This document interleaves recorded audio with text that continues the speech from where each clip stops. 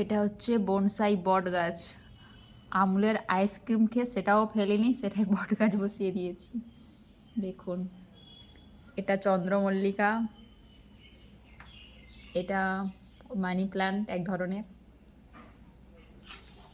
এটাও আর একটা চন্দ্রমল্লিকা, এটা সাদা ফুল হবে, এটা একটু আলাদা ফুল হবে, ফুল হলে জানতে পারবো কেমন।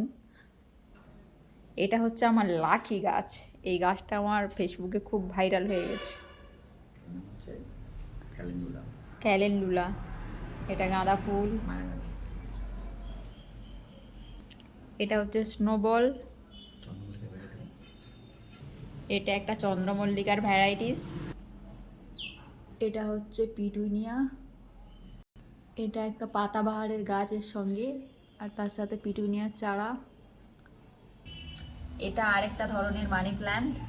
এটা কার কার বাড়িতে আছে আর কত মানি আসছে একটু জানাবেন, তাহলে আরো ভালো করে যত্ন করব। এটা হচ্ছে গ্লাডিওলাস, ফুল হয়নি, হবে। আর এটা হচ্ছে কাগজ ফুলের ডাল কেটে বসানো আছে, এর আস্তে আস্তে ছোট ছোট ডাল ছাড়ছে পাশ দিয়ে। এটা হচ্ছে আইসিইউ পদ্ধতিতে গাছটা হচ্ছে।